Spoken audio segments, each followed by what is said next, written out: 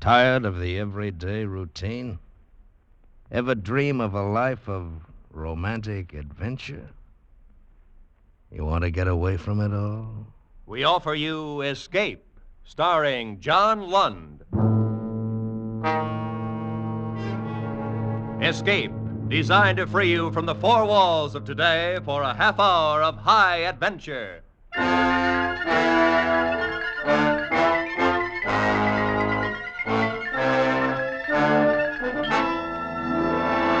You are groping your way slowly through the dark hold of a ship at sea, moving carefully, step by step, searching intently for something you dread to find, because you know that this ship carries a cargo of death. Today, with John Lund in the role of Chris Warner, we escape to a harbor front in Venezuela and a grim voyage which started from there, as told by Martin Storm and his gripping tale, A Shipment of Mute Fate.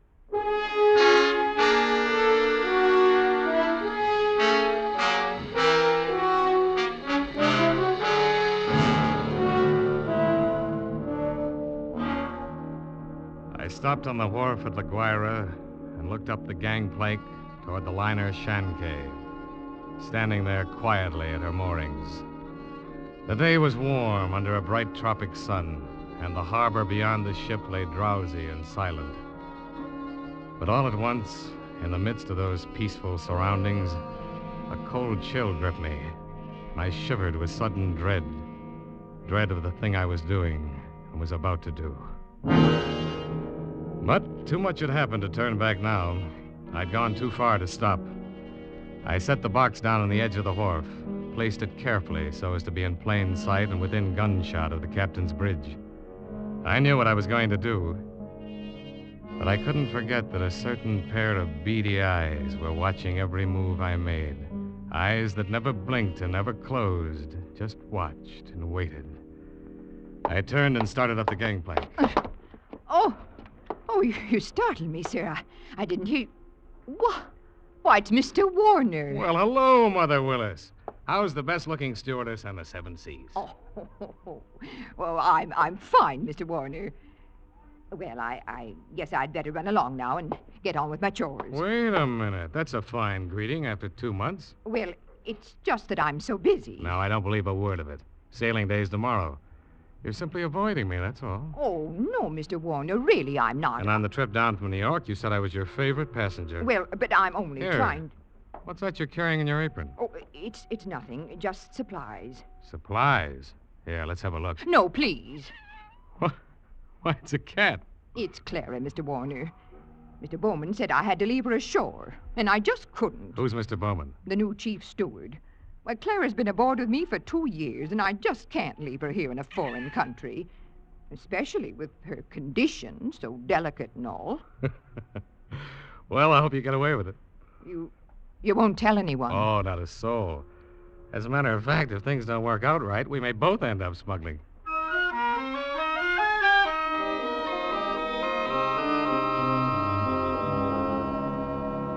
Happy to have had you aboard on the trip down 2 months ago, Christopher, and I'm happy to have you along with us on the run back to New York. Oh, thanks, Captain Wood. There is one thing, though. What's that?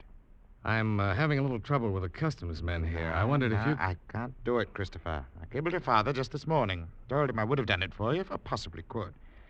He sent a request from New York, you know. Yes, I thought he would. I wired him from upriver last week. Well, I hated to refuse, but that's absolutely out of the question. Captain Wood, I'm afraid I don't follow you. My responsibility to the passengers, son. We'll have women and children aboard, and on a liner, the safety of the passengers comes ahead of anything else. But with proper precautions... Something might happen. What? I don't know what, but something might. You've carried worse things. There isn't anything worse. Any skipper afloat will bear me out. No, Christopher. I simply can't take the chance. That's final.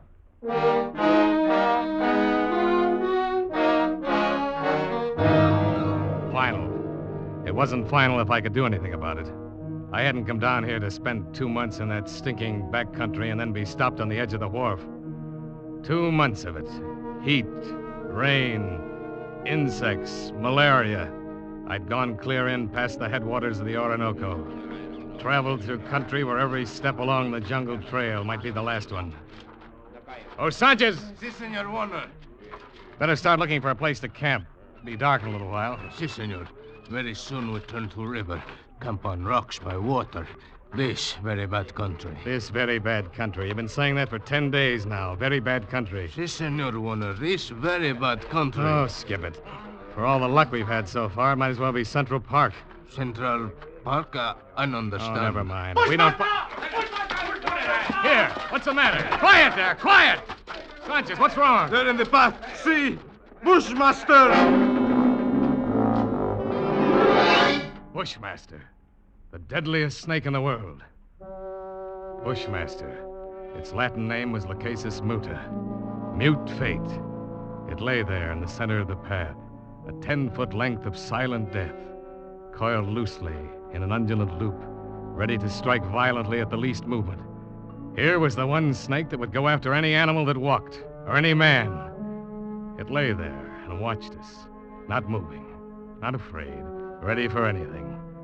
The splotch of its colors stood out like some horrible, gaudy floor mat, lying there on the brown background of the jungle, waiting for someone to step on it. Here was what I'd come 2,000 miles for, a bushmaster.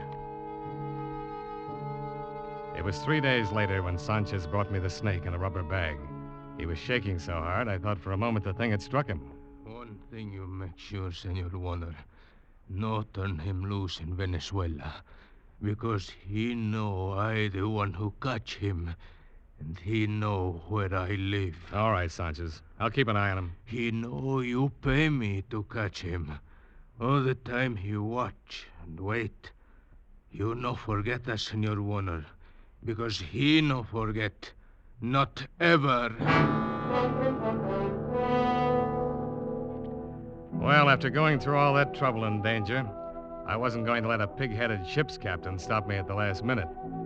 At least not as long as the cables were still in operation between La Guaira and New York.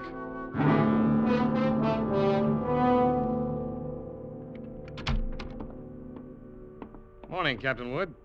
Boy at the hotel said you wanted to see me. That's right, Christopher. Do. Sit down. Thank you. Seems you weren't willing to let matters stand the way we left them yesterday. Sorry to go over your head, Captain Wood, but I had to. The museum sent me all the way down here for that snake, and I'm not going to be stopped by red tape. Why, this will be the only live bushmaster ever brought to the United States. If I had my way, Christopher. But orders are orders. I got a cable from the head office this morning. All right, now, suppose we talk about precautions. Well, I'll handle it any way you say. It's got to have a stronger box. That crate's too flimsy. Oh, it's stronger than it looks. That wire screen on top would hold a wildcat. Hmm. But anyway, I bought a heavy sea chest this morning. We'll put the crate inside it. It sounds all right. You've got a lock on it. Heavy padlock. Hmm. It's fixed so the lid can be propped open a crack without unlocking it. Snake's got to have air. All right. But in dirty weather, that lid stays shut. I'm taking no chances. Fair enough. We'll keep the blasted thing in my inside cabin, where I sleep. I can't have it in the baggage room. And nobody on board's to know about it. Whatever you say, Captain. We won't have any trouble. After all, it's only a snake. Doesn't have any magical powers. I saw a bushmaster in the zoo at Caracas once. Had it in a glass cage with double walls. Never move. Just lie there and look at you as long as you were in sight. Gave a man the creeps. I didn't know they had a bushmaster at the Caracas Zoo. They don't now. Found the glass broke one morning, the snake gone. Night watchman was dead. They never found out what happened. Well, the watchman must have broken the glass by accident in some way. The way they figured it, the glass was broke from the inside. We sail in 4 hours.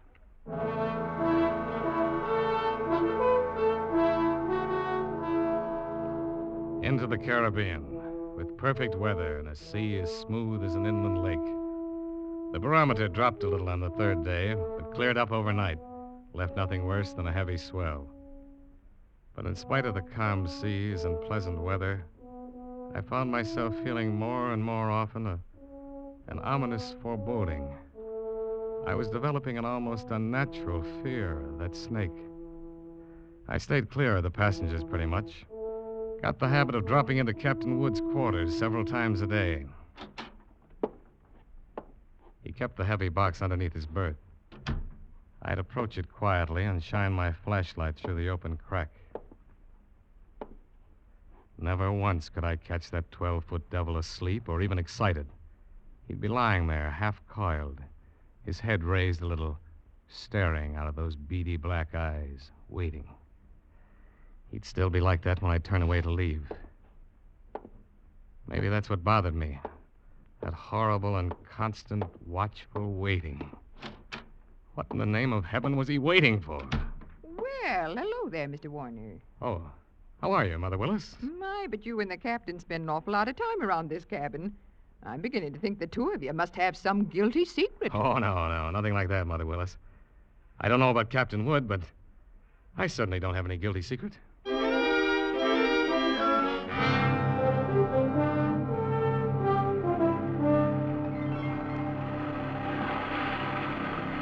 Well, she's running quite a swell out there, Mr. Bowman. Yeah, it's a little heavy, all right, Mr. Warner. Guess a storm passed through to the west of us yesterday when the glass dropped. Think it missed us then, huh? Well, that's where the mate figures. Sure stirred up some water, though. This'll put half the passengers in their bunks. Makes it great for my department. 2/3 of them will want a steward to hold their heads. They'll keep Mother Willis so busy that she... Wait, What? look at the size of that wave. Great, Jehoshaphat. We're gonna take it on the port bow. You better hang on.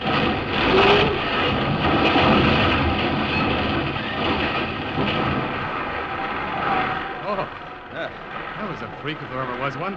On another wave that size in sight. Yeah, you see 'em like that sometimes, even on a calm sea. I better get below, Mr. Warner. That water probably did some damage on the officer's deck. Yeah, I suppose. What did you say? The wheel companionway was open on the port side. The bridge cabins must have taken a pretty bad smashing. They're right below the... Something wrong, Mr. Warner? Oh, no. No, nothing at all, Mr. Bowman.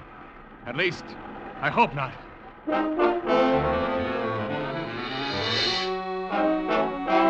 I didn't stop to find Captain Wood. Of course, I knew it was only one chance in 1,000, but the chances against that freak wave were 1 in 1,000, too. I stumbled down the companionway and along the passage to the captain's cabin. Oh, come on in, Mr. Warner. Oh, Mother Willis. My, isn't this cabin a mess? I'm trying to get some of these things out to dry. Yeah. Well, I just wanted to check. Where's that box that was under the captain's bunk? Oh, that? Oh, I just threw it out on the deck. What? With the desk over there slid into it. It was all smashed. But the small box inside of it. What happened to that? Oh, they were both splintered, Mr. Warner. Broke wide open. Oh, no. Why, Mr. Warner, you're white as a sheet. Mother Willis, will you go find Captain Wood? Yes, sir. Tell him to come down here immediately. Well, of course, Mr. Warner. I'll go tell him right away. I can finish up here. I pulled open the top drawer of the bureau beside me and took out the captain's flashlight and a loaded pistol. Mother Willis had left a mop standing by the door. I put my foot on the head of it and snapped off the handle. Every move I made turned into slow motion. I could hear my own heart beating. Slowly, I started to search the cabin. Sodden heaps of clothing were scattered around on the wet black floor. I punched at them one at a time, holding the gun cocked, the flashlight pointing along the stick. Nothing. I worked around the room, throwing the light into the dark corners, back of the desk, under the bunk. Wherever I turned, I could feel those cold, unblinking eyes at my back, watching and waiting. Still nothing. Using the stick, I pushed open the closet door, threw the light inside. Carefully, I poked at the boxes and junk on the floor. The snake was not in the closet. Inch by inch, I covered the entire cabin. And only then the horrible realization began to dawn on me. Captain Wood. Mother Willis just told me. Well, Christopher. So it's happened. That's right. It's happened. I see you found the gun. That's good. We better start by searching the cabin here. Captain Wood, I just finished searching it. Oh. Women, kids. That thing loose on board. 1,000 places for it to hide. Heaven help us, Christopher.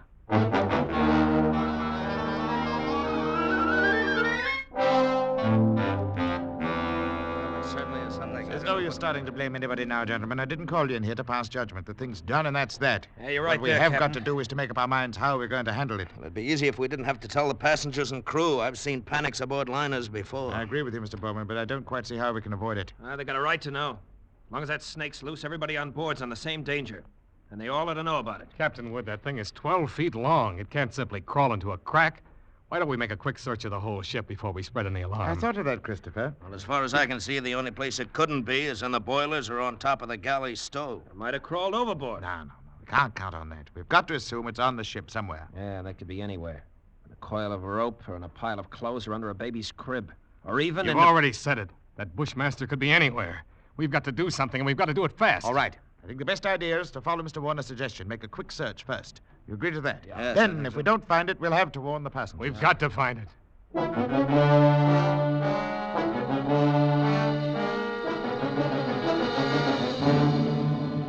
Alone in the dim baggage room, I went through the same movements as I had earlier in the captain's cabin.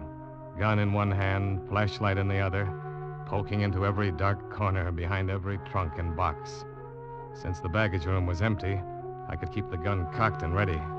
The rest of those poor devils were having to do the same thing barehanded. All over the ship, the search went on. Here now, Steward. What on earth are you doing, rummaging through my cabin? I'm just checking up, ma'am. Well, I'm quite sure there's nothing in here that has to be checked. I'm sorry, ma'am. It's captain's orders. It'll only take a few minutes. Well, I've never heard of such a thing. A passenger simply doesn't have any privacy at all. I've traveled on a lot of different lines, but I've certainly never heard of anything.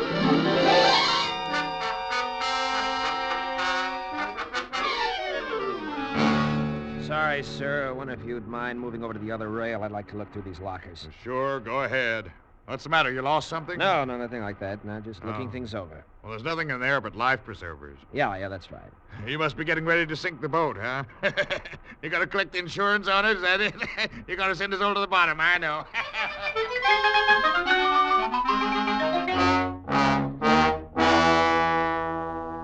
But not one of us could find that deadly shape, coiled in some dark corner or outstretched along a window seat. Not one of us caught a glimpse of that horrid head with its beady, black, watchful eyes. The thing lay waiting out there, somewhere along the decks, shaded in the gathering dusk. But where, we didn't know. It was nearly dark when we met together again in the chart room. Well, gentlemen, there's no other way around it. We've risked all the time we can. We've got to warn the passengers. How we do it, Captain? Call them all together in the lounge? No, indeed. If we did anything like that, we'd be asking for a panic. We'll get one whether we ask for it or not. Pick a few men and go through the cabin decks. Tell them individually, inside their cabins. Watch for any that act like they might cause trouble, and we keep an eye on them. Handle the crew the same way. As soon as you're finished, arm all the deck officers and start searching again. Our only chance of preventing a riot is to find that damnable snake.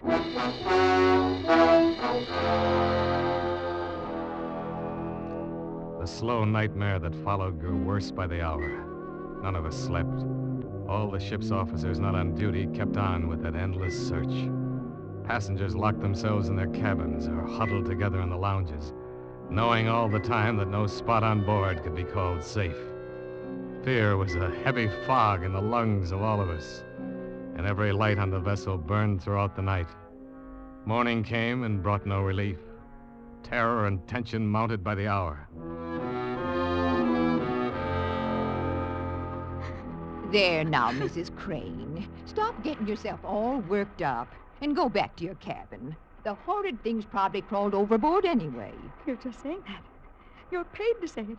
You don't know. Nobody knows. No. Everything's going to be all right. If only we could do something. If all of us could only get off this ship, they could fumigate it. Yes, that's what we've got to do.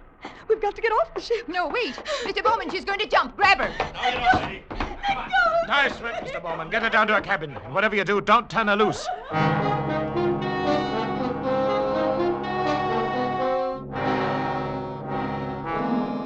You never know when it might strike you. You can't put on a coat or move a chair without risking your life, and something's got to be done. It might be right here in this lounge. All right, mister. All right, you better quiet down and take it easy. Take it easy, eh? You're a great officer. Why don't you do something about it? That thing might be crawling around here right under our feet somewhere. I said shut up. What are you trying to do, start a panic? I got a right to talk. I don't want to die, and no one's going to tell me what...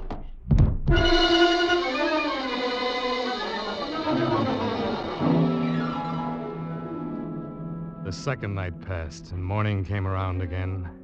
A gray and rainy day that dragged past, and then night came down. Third night of the terror. Again, every light burned, and the whole ship seized in the throes of incipient panic. Faced by a horror they'd never met on the sea before, crew and officers alike were on the verge of revolt. Passengers sat huddled in a trance-like stupor, ready to scream at the slightest unknown sound. At 7 bells, I made my way forward to the chart room. Found Captain Wood bent over a desk. Oh, hello, Christopher. Come on in, sit down. It's got to be somewhere, Captain Wood. It's got to be. I don't know. You could search this ship for 6 months and never touch all the places aboard. If we can only hold out for 2 more days, we'll be in. What's your home office say? Here's the latest wireless from him. Keep quiet and keep coming. What else can we do? A cigarette, Chris? Oh, thanks. How is it on the decks? Pretty bad. Anything could happen. Yeah. That's right. I took the guns away from the men. One pistol shot, we'd have a riot on our hands. The whole thing's my fault, Captain Wood. That's what I can't forget. Now, take it easy, lad. There was only some way I could pay for it myself, alone. No. I know how you feel, but it's no more your fault than mine or the man who asked you to bring that snake back alive. Nobody planned this. You'd better try to get a little sleep, I think. Sleep? Mr. Bowman made some coffee down in the steward's galley a while ago. You better go on down and get yourself a cup and then rest for a couple of hours. Rest? I can't rest. Christopher, it's not going to help anything if you stumble through a hatch half asleep and break your neck, now is it? Go on, get some coffee. Okay. One way or another, we've got to hold out for 2 more days.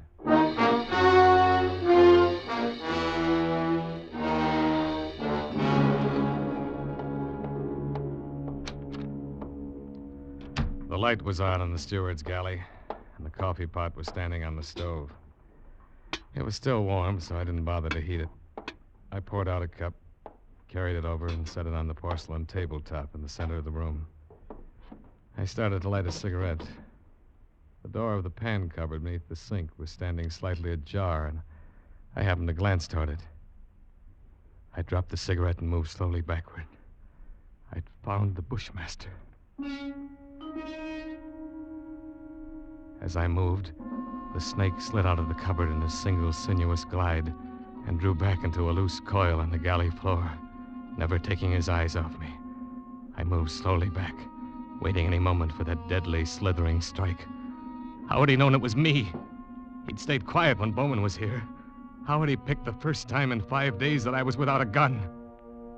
My hands touched the cold bulkhead behind me, and I stopped. Only then I realized in terror what I'd done. The call button and door were on the far side of the room. I'd backed into a dead end. I stared at the snake in fascination, expecting any moment the ripping slash of those poisoned fangs. The horrible coils tightened a little, then were still again. 10 million years of evolution to produce this moment.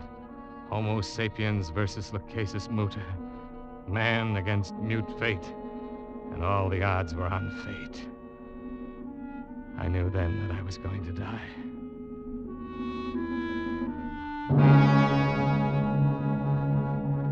I could feel the sweat run down between the painted wall and the palms of my hands pressing against it. My skin crawled and twitched. The pit of my stomach was cold as ice. There was no sound but the rush of blood in my ears. The snake shifted again, drawing into a tighter coil. Always tighter. Why didn't the devil get it over with? And for just an instant, his head veered away. Something moved over by the stove. I didn't dare turn to look at it. Slowly, it moved out into my line of vision. It was a cat. That scrawny cat Clara that Mother Willis had sneaked aboard in La Guaira. Its back was arched. Every hair stood on end. It moved stiff-legged now, walking in a half circle around the snake. The Bushmaster moved slowly, kept watching the cat. He tightened. He was going to strike at any second. He struck and missed. The cat was barely out of reach. Now she was walking back and forth again. She was asking to die. Missed again by a fraction of an inch. He was striking now without even going to a full coil. Missed again and again, always missing by the barest margin. Each time the cat danced barely out of reach. Each time she countered with one precise spat of a dainty paw, bracing her skinny frame on 3 stiff legs. And then suddenly, I realized what she was doing.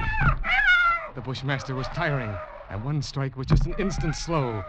But in that split second, sharp claws raked across the evil head and ripped out both its eyes. The cat had deliberately blinded the snake.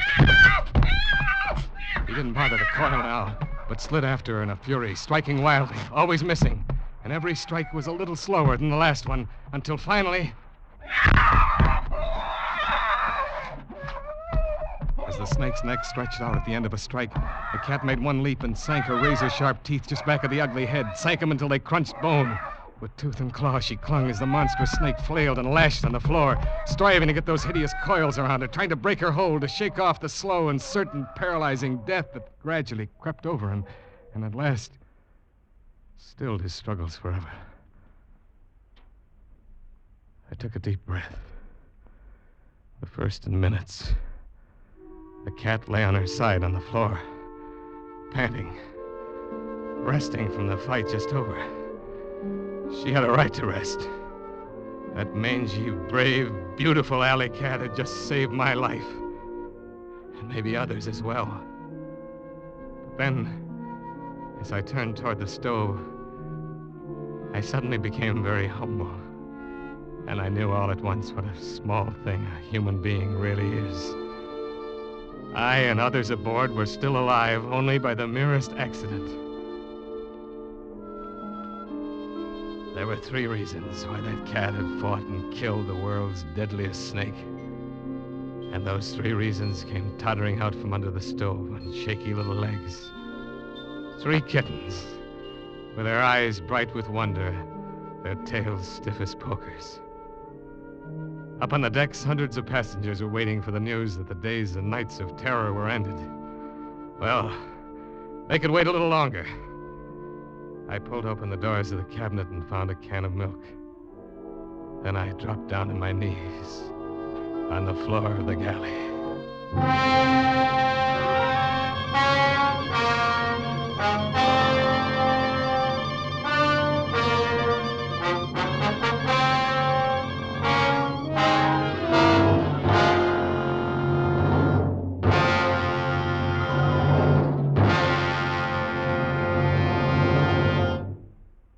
Escape, produced and directed by Norman MacDonald, has brought you John Lund in A Shipment of Mute Fate by Martin Storm, specially adapted for radio by Les Crutchfield. Featured in the cast were Barry Kroger as Captain Wood and Lois Corbett as Mother Willis, with David Ellis, Don Diamond, and Vivi Janis. Special sound effects by Earl Keane and Gus Bays. The musical score was conducted by Leith Stevens.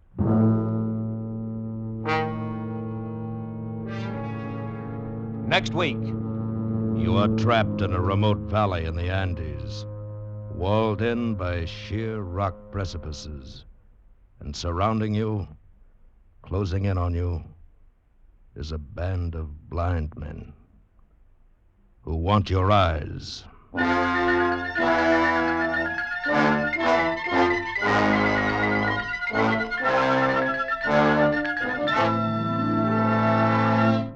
Next week, Escape with H.G. Wells' great story, The Country of the Blind, when our star will be that fine actor, Edmund O'Brien.